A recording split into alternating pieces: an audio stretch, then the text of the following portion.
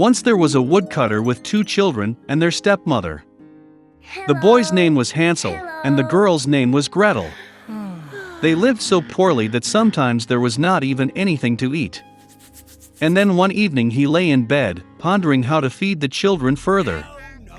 His wife advised him to have children in the forest, light a fire, give a piece of bread each and leave them there, not all four of them die of hunger. But the woodcutter did not agree. And until then, his wife persuaded him that he finally agreed. And the children, because of hunger, also could not sleep and heard everything that their stepmother said to their father. And when the parents fell asleep, Hansel secretly rushed out of the house. The moon was shining brightly, and the white stones glittered like coins. Hansel pocketed as many of them as he could fit. Then he returned home and the children went to bed. In the morning, the stepmother came to the children, gave each of them a piece of bread, and they all went to the forest together. On the way, Hansel threw out white stones one by one. When they arrived at the clearing, my father began to light a fire. He ordered the children to sit near the fire and make sure that it didn't go out, while they and their stepmother would go for more firewood. They sat, tired, and fell fast asleep. When the children woke up, it was a dark night all around. And when a full month had risen in the sky, Hansel took his sister by the hand and went, looking for the way through the pebbles, which glittered like new coins, and showed them the way. They walked all night long, and at dawn they came to their father's house. Some time passed. And the children again heard how the stepmother one night began to beg their father to get rid of the children. He refused, but his wife did not want to listen to him. She cursed and expressed all sorts of reproaches to him. When the parents fell asleep, Hansel, like the last time, wanted to collect stones, but the stepmother locked the door and the boy could not leave the house. Thank you. Early in the morning, the children were given a piece of bread each, even less than the previous time.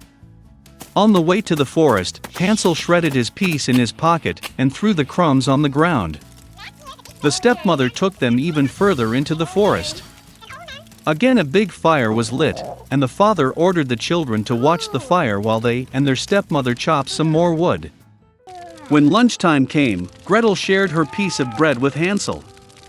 And they fell asleep. We woke up when the dark night fell. And then a month came up, and they got together on their way, but they could not find a single crumbs, because thousands of birds fluttering in the forest had long been eating those crumbs. So the children walked for a very long time, but they could not get out of the forest. Suddenly, the road led them to the hut. Coming closer, the children saw that the house was all built of bread and biscuits, and the windows were made of pure sugar. Hansel reached up and broke off a piece of the roof, while Gretel went to the window and began gnawing at its windows. And then the door in the hut opened wide, and the old woman came out, leaning on a crutch.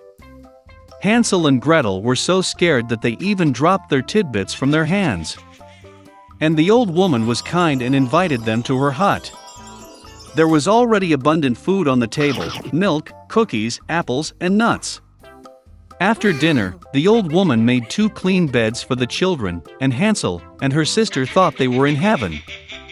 But the old woman only pretended to be affectionate, but in fact she was an evil witch, who built her bread hut for this purpose in order to lure children. Early in the morning, while the children were sleeping, she took Hansel and put him in a small cage.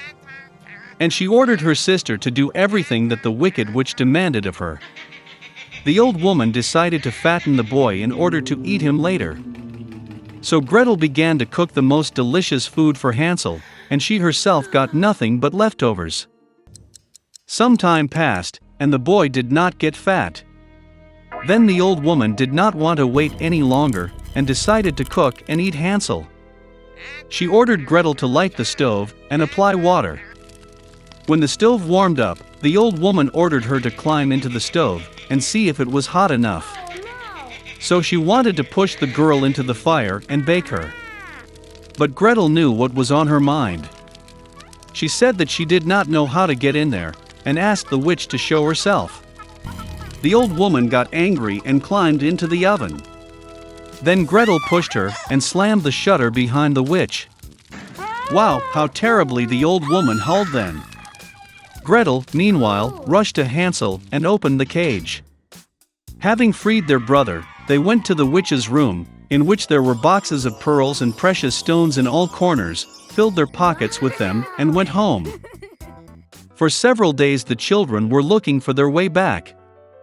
The forest seemed more and more familiar, and at last they saw their father's house in the distance. How glad he was to see his children alive!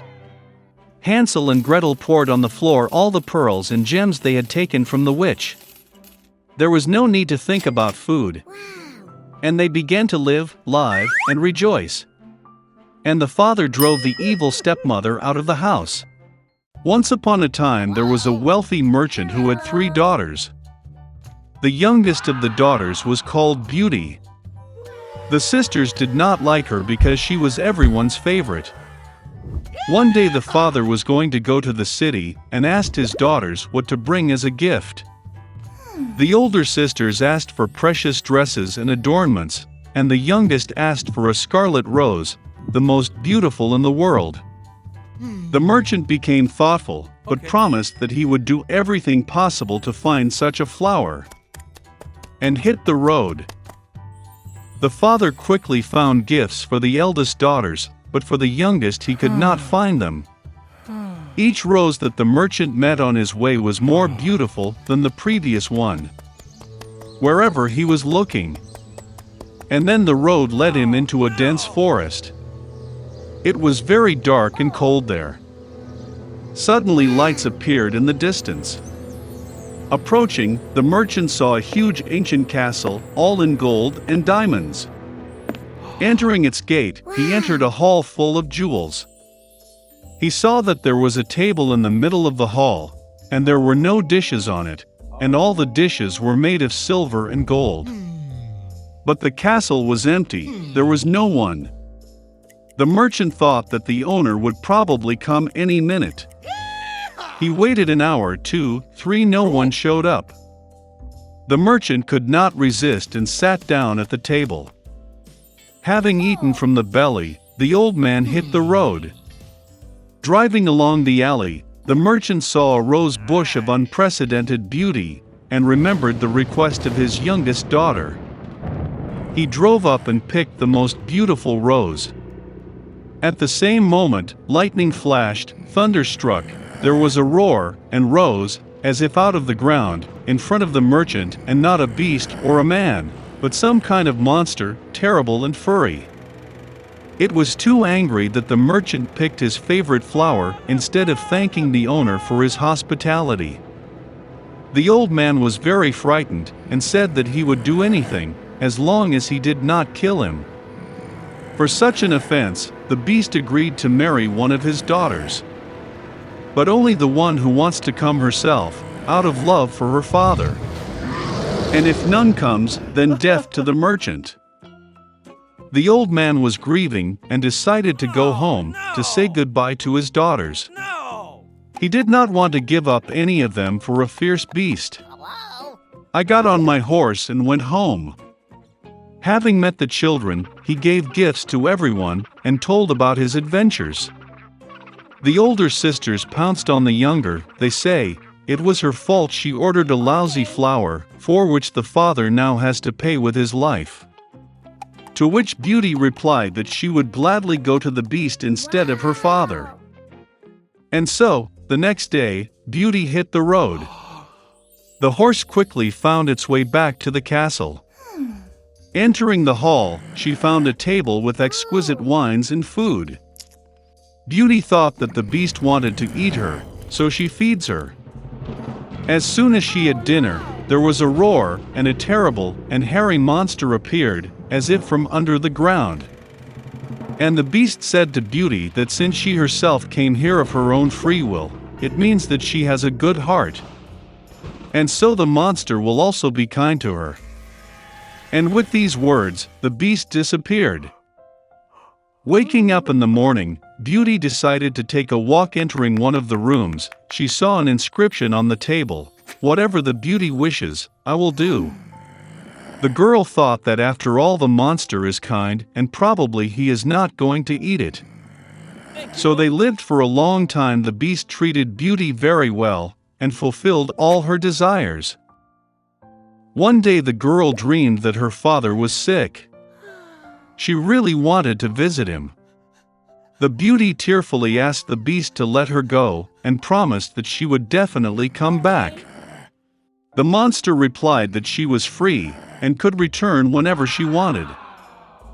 The next day, Beauty put on her most expensive clothes and went to her father. He was very happy to see his daughter safe and sound. Her sisters came running and saw that she had become even more beautiful and even dressed like a queen. A week later, Beauty had a dream that the beast was lying on the grass in the park and dying. She woke up in horror and decided to urgently return and cure him. When the girl approached the castle, she saw the lifeless body of the beast on the grass. Her heart was breaking with pity. The Beauty rushed to him with tears and kissed him. And at the same moment lightning flashed, thunder struck, the whole castle was lit up with a bright light, and music played everywhere. The monster disappeared, and in its place the most charming prince lay on the grass. He told Beauty that this evil fairy had bewitched him and turned him into a monster, until a young beautiful girl fell in love with him and wanted to get married. The Beauty gave him her hand, and they went to the castle. The next day, Beauty and the prince got married and healed happily ever after. This is how a good heart can break an evil spell.